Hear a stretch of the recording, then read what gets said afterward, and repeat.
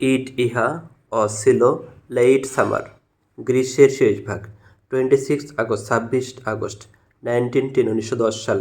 এই একটি লিটল ছোট গার্ল শিশু অসবর্ন জন্মগ্রহণ করেছিল। টু এই একটি রিচ ধনী ক্যাথলিক মার্চেন্ট ব্যবসায়ী বা বণিক ফ্যামিলি পরিবারে অফ আলবেনিয়ান ডেসেন্ট বংশোদ্ভূত ইন এই একটি স্মল ছোট্ট টাউন শহরে কল্ড বলা হয় বা ডাকা হয় স্কুপজে মেসিডোনিয়া। স্কুপজে একটা জায়গার নাম, মেসিডোনিয়া একটি দেশের নাম। মেসিডোনিয়ার ছোট্ট শহরে স্কপজিতে আলবেনিয়ান বংশোদ্ভূত এক ধনী ক্যাথলিক বণিক পরিবারে একটি ছোট্ট মেয়ের জন্ম হয়। তিনি ছিল দ্য ইয়ংগেস্ট, সবচেয়ে ছোট অব দ্য তিনজন সিবলিং সহোদরের ভেতরে, এবং ছিল নেমড নাম রাখা হয়েছিল অ্যাগনেস গঞ্জা বোজাজু। তিন সহোদরের মধ্যে সে ছিল সবচেয়ে ছোট এবং তার নাম রাখা হয় অ্যাগনেস গঞ্জা বোজাজু। হু কে কুড পারত ইমাজিন কল্পনা করতে অ্যাট দ্য টাইম ওই সময় দ্যাট যে দিস এই লিটল ছোট্ট গার্ল বালিকাটি উড হবে ওয়ান ডে একদিন বিকেম হওয়া দ্য মাদার মা অফ হিউম্যানিটি মানবতার, লাভিং ভালোবাসবে এবং সার্ভিং সেবা করবে দ্য পোরেস্ট দরিদ্রদের, অফ দাপর রবায়ের দাপর দরিদ্রদের। তখন কে ভাবতে পেরেছিল যে এই ছোট্ট মেয়েটি একদিন মানবতার জননী হবে আর দরিদ্রদের মাঝে যারা সবচেয়ে দরিদ্র তাদের ভালোবাসবে এবং সেবা করবে। ইয়েস, হ্যাঁ, আমরা আর টকিং কথা বলছি অ্যাবাউট সম্বন্ধে নান আদার দ্যান তিনি ছাড়া আর কেউ নন, মাদার তেরেসা। হ্যাঁ, আমরা যার কথা বলছি তিনি মাদার তেরেসা ছাড়া আর কেউ নন। It was late summer 26 August 1910 a little girl was born to a rich Catholic merchant family of Albanian descent in a small town called Skopje, Macedonia. She was the youngest of the three siblings and was named Agnes Gonja Bojaju. Who could imagine at that time that this little girl would one day become the mother of humanity, loving and serving the poorest of the poor? Yes, we are talking about none other than Mother Teresa. At the age of 12, 12 বছর বয়সে তিনি heart শুনলেন এই একটি voice আওয়াজ form হইতে within ভিতর থেকে, দ্যাট যে আর্জেট প্ররোচিত করল আর তাহাকে টু স্প্রেড ছড়া দিতে দ্য লাভ ভালোবাসা অব রবায়ের খ্রিস্টের। 12 বছর বয়সে তিনি ভিতর থেকে একটা আওয়াজ শুনতে পেলেন যা তাকে প্ররোচিত করল খ্রিস্টের প্রেম ছড়িয়ে দিতে। তিনি ডিসাইডেড সিদ্ধান্ত নিলেন দ্যাট যে তিনি উডবি হবে এই একজন মিশনারি ধর্ম প্রচারক। তিনি সিদ্ধান্ত নিলেন যে তিনি একজন মিশনারি বা ধর্ম প্রচারক হবেন। অ্যাট দ্য এজ অফ 18, 18 বছর বয়সে তিনি লেফট ত্যাগ করলেন তাহার প্যারেন্টাল পিতামাতার হোম বাড়ি বা গৃহ। 18 বছর বয়সে তিনি তার পিতার গৃহ ত্যাগ করেন। তিনি তারপর যোগদান করেন একটি আইরিশ কমিউনিটি সংগঠন অব রবায়ের নানস সন্ন্যাসিনীদের, কল্ড যেটাকে বলা হয় the sister of Loreto which যাদের হেড ছিল মিশন ইন ইন্ডিয়ায়। তারপর তিনি আইরিশ সম্প্রদায়ের সন্ন্যাসিনীদের একটি সংগঠন সিস্টার্স অফ লরেটোতে যোগদান করেন যাদের মিশন ছিল ভারতে।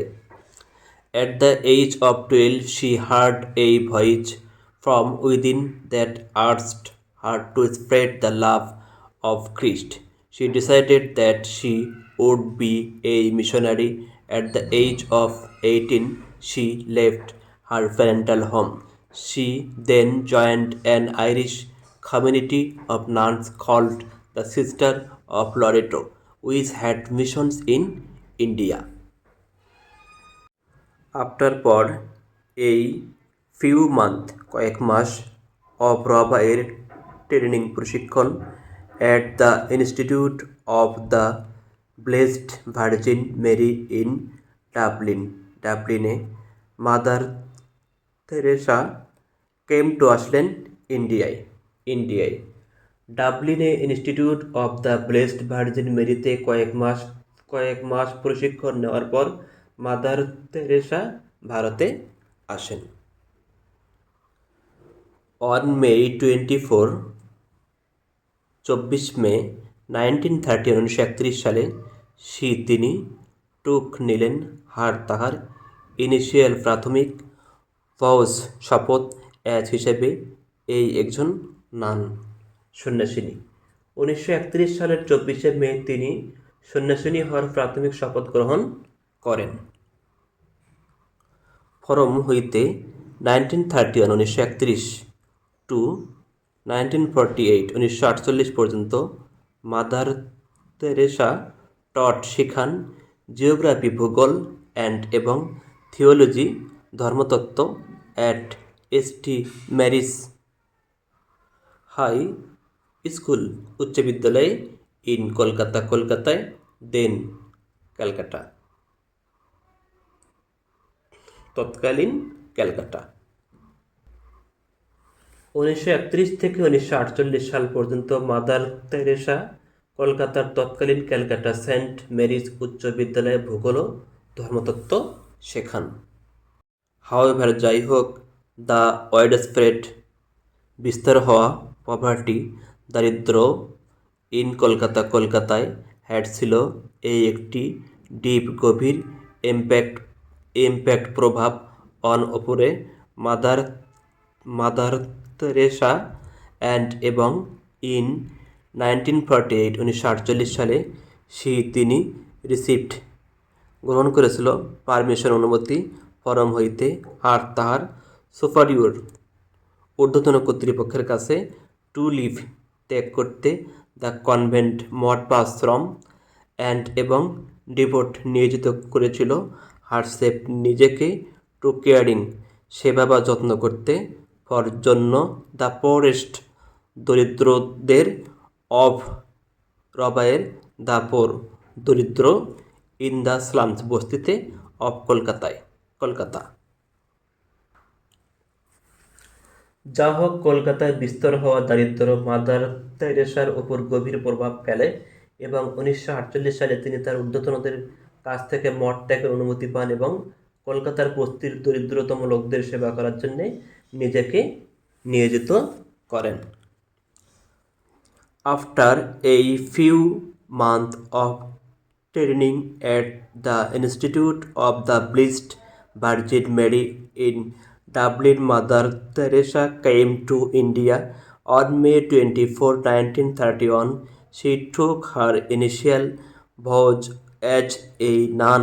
From 1931 to 1948, Mother Teresa taught geography and theology at St. Mary's High School in Kolkata, then Calcutta. However, the widespread poverty in Kolkata had a deep impact on Mother Teresa, and in 1948 she received permission from her superior to leave the convent and devote herself to caring for the poorest of the poor in the slums of Kolkata. দরিদ্রদের সাথে কাজ করার জন্যে নিজেকে প্রস্তুত করতে mother Teresa ভারতের পাটনায় American medical missionary সিস্টার্সে এক নিবিড় চিকিৎসা প্রশিক্ষণ নেন। তার প্রথম কাজ ছিল বস্তি থেকে শিশুদেরকে একত্র করা এবং তাদেরকে শিক্ষাদান শুরু করা। মানবতাবাদী কার্যক্রমে মাদার তেরেসার সহযোগিতায় আর্থিক সহযোগিতা পাওয়া গেল এবং স্বেচ্ছাসেবীরা এগিয়ে এলো। 1950 সালে তার দল, যাকে এখন মিশনারি অফ চ্যারিটি বলা হয়, সেটা ধর্মীয় সম্প্রদায় হিসেবে আনুষ্ঠানিক পরিচিতি লাভ করে। সদস্যবৃন্দ দারিদ্র, সততা, শুদ্ধতা এবং আনুগত্যের ব্যাপারে শপথ নিয়েছিলেন। তবে তারা চতুর্থ ব্রত সংযুক্ত করলেন হতদরিদ্রদেরকে বিনামূল্যে সেবাদান করার জন্যে। পাশাপাশি মাদার তেরেসা একজন সেবিকা ছিলেন, যিনি 1979 সালে এই মহৎ কাজের জন্যে নোবেল পুরস্কার লাভ করেন। আমরা বিশ্বব্যাপী মাদার তেরেসার সম্মান বিরাজ করছে। বিশ্বব্যাপী এই কাজগুলোর জন্য তিনি অনেক পুরস্কার পেয়েছেন। এগুলোর মধ্যে রয়েছে পোপ জন 23 শান্তি পুরস্কার, 1971 আন্তর্জাতিক শান্তি ও সমঝোতা প্রচারের জন্য নেহেরু পুরস্কার 1972, বার্জন পুরস্কার 1978, নোবেল শান্তি পুরস্কার 1979 এবং ভারতরত্ন 1980। মাদার তেরেসা 1997 সালের 5ই সেপ্টেম্বর 87 বছর বয়সে মারা যান। আমরা এই মহিয়সী নারীকে সর্বদাই স্মরণে রাখি। পরিশেষে ভিডিওটি দেখার জন্য ধন্যবাদ। ভিডিওটি ভালো লাগলে চ্যানেলটি সাবস্ক্রাইব করবেন, লাইক কমেন্টস করবেন। আল্লাহ হাফেজ।